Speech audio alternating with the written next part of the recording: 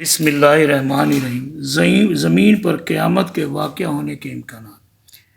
ماہرین ارضیات کے مطابق ابتدا میں زمین کا حجم موجودہ حجم سے تقریباً 100 گنا بڑا تھا۔ یہ میں اوپر وضاحت کر رہا ہوں۔ ابتدا میں زمین کی اپنے محور کے گرد حرکت بھی بہت زیادہ تیز تھی، اور اس وقت زمین اپنے محور کے گرد دن اور رات کا ایک چکر 8 گھنٹے میں پورا کر لیتی تھی۔ وقت کے ساتھ جوں جوں زمین سکڑتی چلی گئی، اس کے اندر پگھلے ہوئے مادے کا پریشر بڑھتا چلا گیا۔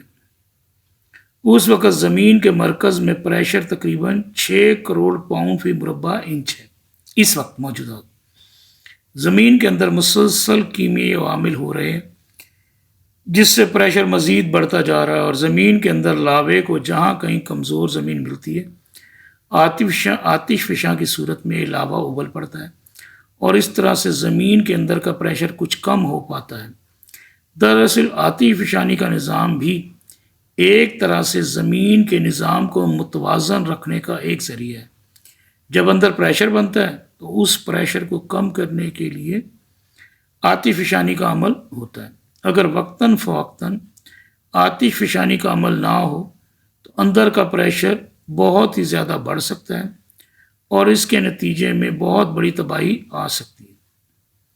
گو کہ زمین پر آتش فشانی کا عمل ہوتا رہتا ہے، لیکن ہو سکتا ہے کہ یہ آتش فشانی کا عمل بہت لمبے عرصے تک کے لیے رک جائے، اور اندر کا پریشر انتہائی شدید حد تک بڑھ جائے، اور پھر اچانک زمین ایک زوردار دھماکے سے پھٹ پڑے۔ یہ تو زمین کی تباہی کے، اس کے علاوہ زمین پر تباہی کے اور امکانات ہیں۔ سورج سے ہر وقت ایسٹرائڈ میٹرائڈ شہاب ثاقب ان کو برس رہے ہیں لاتعداد، لیکن وہ زمین کے آس پاس سے کہیں سے نکل جاتے ہیں۔ جو کرۂ ہوائی میں داخل ہوتے ہیں وہ جل کر خاک ہو جاتے ہیں، وہ ہمیں چمکتے ہوئے نظر آتے ہیں، جس نے ہم کہتے ہیں ٹوٹا ہوا ستارہ۔ ستارہ تو اتنے بڑے ہوتے ہیں، اگر وہ ٹوٹا ہوا بھی ہو تو یعنی کہ ایئر فرکشن سے وہ ختم نہیں ہوگا۔ بہرحال جس دن ہم آسمان کو لپیٹ لیں گے جیسے تومار میں اوراق لپیٹ دیے جاتے ہیں، جیسے کہ ہم نے اول دفعہ پیدائش کی تھی، اسی طرح دوبارہ کریں گے۔ ہمارے ذمہ وعدہ ہے، اور ہم اسے ضرور کر کے ہی دم لیں گے۔ سورہ انبیاء 32 آیت 104۔ یہ تو آیت خیر اس کے مطابق نہیں ہے، زمین کے جو پھٹنا ہے، زمین کی تباہی ہے، اس طرح نہیں ہے۔ پھر اور بھی کئی چانسز ہیں، زمین کی تباہی کے امکانات ہیں۔ یہ تو وہ ہے جو بہت بڑی قیامت آئے گی، پوری کائنات کولیپس کر جائے گی، یہ آیت اس کی وضاحت کر رہی ہے۔ مندرجہ بالا آیت کے مطابق یہ کائنات اپنی تخلیق کے بعد سے مسلسل پھیل رہی ہے۔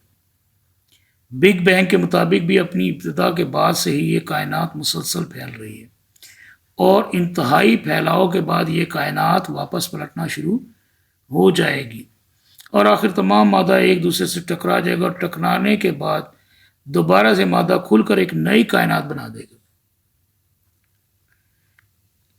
یہ تو پاسبلٹی ہے نا، اگر ایکسپینڈ کر رہی ہے تو ایک میکسیمم ایکسپینشن کے بعد کنٹریکٹ ہوگی۔ اس کی مثال ایسے ہی ہے کہ ایک پتھر کو ہم اوپر کی طرف اچھالیں تو کچھ ہائٹ پر جا کے جتنی ہم نے فورس لگائی ہے، انرجی ہے، وہ جا کے ختم ہوگی تو واپس آئے گی۔ لیکن کائنات کا کنٹریکٹ ہونا، کرنچ کر جانا، تباہ ہو جانا یا اکٹھا ہو جانا، اس کے لیے کچھ کنڈیشنز ہیں۔ اگر وہ کنڈیشنز ہو جائیں گی تو یہ یونیورس کلیپس کر جائے گی، ورنہ فار ایور ایکسپینڈ کر دے گی۔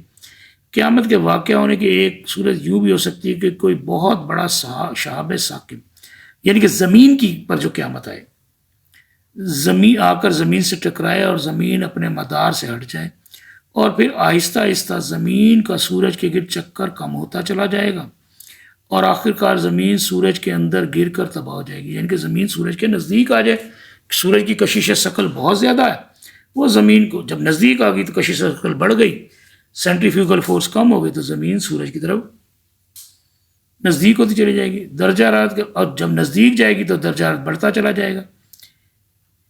درجہ حرارت کے بڑھنے سے زمین پر موجود سمندر ابلنا شروع ہو جائیں گے اور بہت زیادہ بادل بنیں گے اور شدید بارشوں کا سلسلہ شروع ہو جائے گا. ایک دو دن میں نہیں، آہستہ آہستہ ہو سکتا ہے.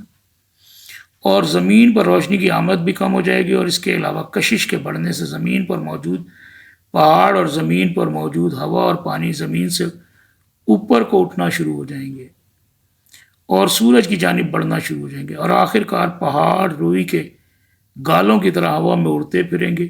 ایسی صورت میں زمین پر زندگی موجود نہیں رہے گی. زمین پر اس طرح کی قیامت کے امکانات نہیں ہیں. یعنی کہ ایک کمپلیٹ قیامت سے پہلے پاسبلٹی تو ہے، لیکن اس کے چانسز ذرا کم ہے. اس طرح سے وقتی سی تباہی تو آ سکتی ہے، وہ تباہی بہت بڑی بھی ہو سکتی ہے لیکن مکمل تباہی نہیں ہو سکتی، کیونکہ اس طرح کی قیامت قرآن پاک میں بیان کردہ قیامت سے مماثلت نہیں رکھتی.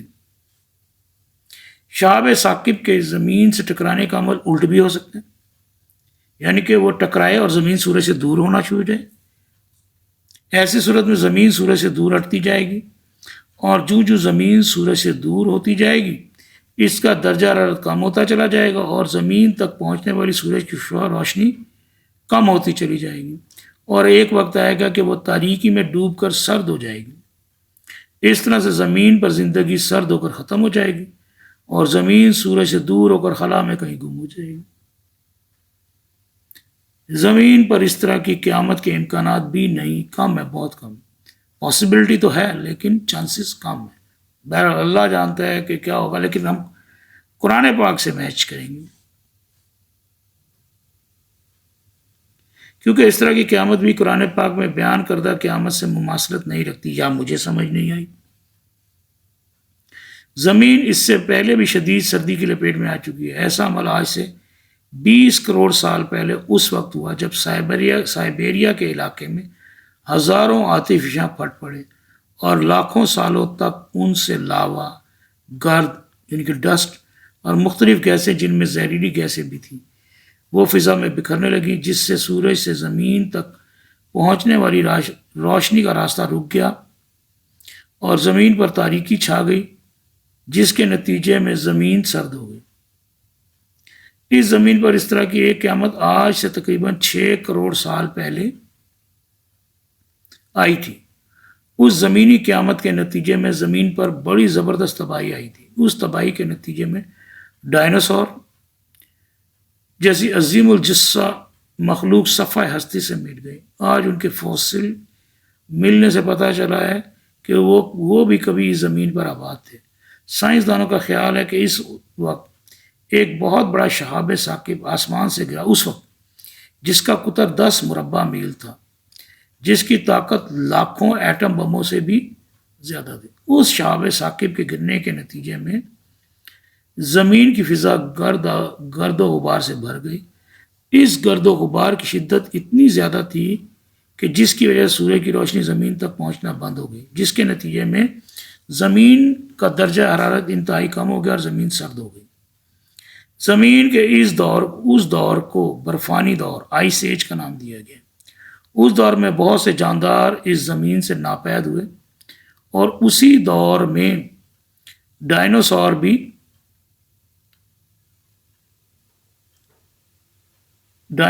بھی زمین سے ناپید ہوئے.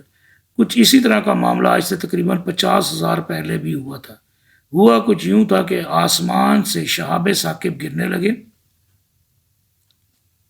اور اس کے ساتھ ہی زمین پر آتش فشانی کا عمل بھی شروع ہو گیا.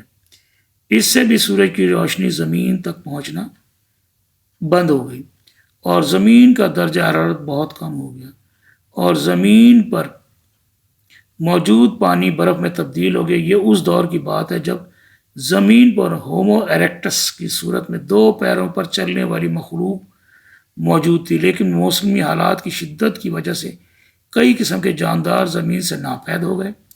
جب سے یہ زمین وجود میں آئی ہے زمین پر مختلف صورتوں میں تباہیاں آتی رہی ہیں، جنہیں ہم زمین پر قیامت صغریٰ بھی کہہ سکتے ہیں. بسم اللہ الرحمن الرحیم. زمین پر یہ چھوٹی موٹی قیامتیں اس وقت تک آتی رہیں گی جب تک وہ بڑی قیامت واقعہ نہ ہو جائے جس کا ذکر قرآن پاک میں بیان کیا گیا ہے. زمین پر شہاب ثاقب کی صورت میں مزید تباہیاں بھی وقوع پذیر ہو سکتی ہیں، کیونکہ لاتعداد شہاب ثاقب خلا میں تیرتے پھر رہے ہیں۔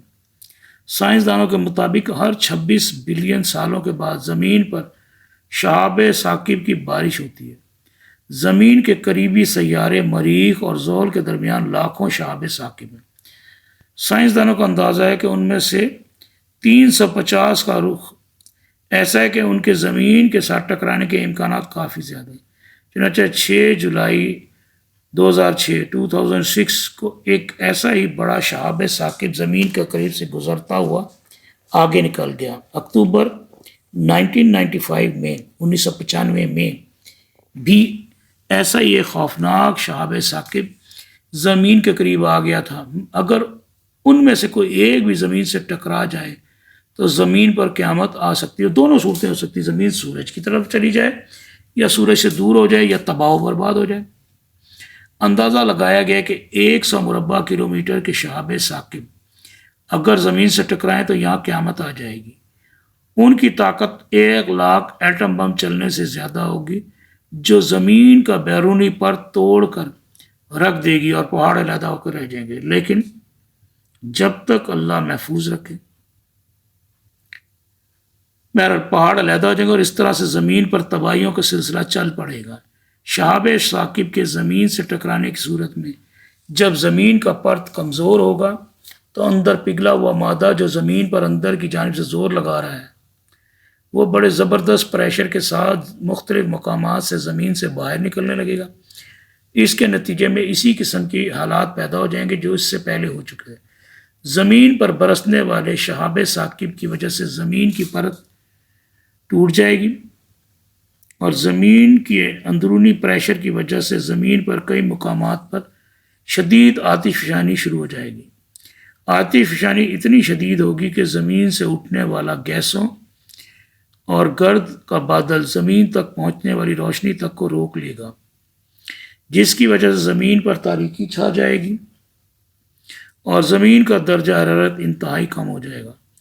آتش فشانی صرف زمین ہی پر نہیں ہو رہی ہوگی بلکہ سمندروں میں بھی آتش فشانی ہو رہی ہوگی، جس سے سمندر ابلیں گے، جس سے زمین پر نہ صرف سیلاب اور طوفان آئیں گے بلکہ شدید بارشوں کا سلسلہ بھی شروع ہو جائے گا۔ زمین کے نیچے کئی مقامات پر تیل ہے۔ جس جگہ تیل ہوتا ہے وہاں پر اس کے اوپر بہت زیادہ مقدار میں میتھین گیس موجود ہوتی ہے، جسے ہم عام پاکستانی سوئی گیس کہتے ہیں۔ یہ میتھین گیس وہی گیس ہے جسے ہم گھروں میں جلاتے ہیں اور جسے سوئی گیس کہتے ہیں۔ میتھین گیس کے علاوہ زمین کے نیچے گندک کے ذخائر بھی ہیں۔ اگر ایسی جگہ پر آتش فشانی ہو جائے تو ایسے مقام پر آتش فشانی کی صورت میں گندک اور میتھین کے ذخائر بارود کے بہت بڑے ذخیرے کا کام دیں گے اور بڑی زبردست تباہی ہوگی۔ ایک مرتبہ اس ذخیرے میں آتش فشانی کا مطلب یہ ہوگا کہ بہت بڑی تباہی۔ فضا میں گندک اور میتھین شامل ہو جائے گی، زمین کا درجہ حرارت بڑھ جائے گا جس سے قطبین کی برف پگھلنے لگے گی، زمین پر پانی کی سطح بلند ہو جائے گی اور سیلاب اور طوفان بہت زیادہ آئیں گے۔ سمندروں کا درجہ حرارت بڑھ جائے گا، بہت زیادہ آبی بخارات بنیں گے، شدید بارشوں کا سلسلہ شروع ہوگا اور تیزابی بارشیں ہوں گی۔ ان تیزابی بارشوں کے نتیجے میں زمینی حیات بہت زیادہ متاثر ہوگی اور جانداروں کی ایک بہت بڑی تعداد ہلاک ہو جائے گی، اور جب یہ پانی اڑ کر فضا میں چلا جائے گا تو زمین ایک چٹیل میدان بن جائے گی جس پر سب اونچ نیچ ختم ہو جائے گی۔ لیکن ایسی صورت میں بھی زمین پر مکمل قیامت نہیں ہوگی۔ پاسبلٹی ہے کہ شاید زندگی بچ جائے، زمین تباہ و برباد نہ۔ یہ معاملہ بھی قرآن پاک میں کی آیات سے مماثلت نہیں رکھتا۔ پاسبلٹی ہے، یہ تباہی ہے، قیامت نہیں ہے۔ یہ کیا اس کو ہم قیامت صغریٰ کہہ سکتے ہیں؟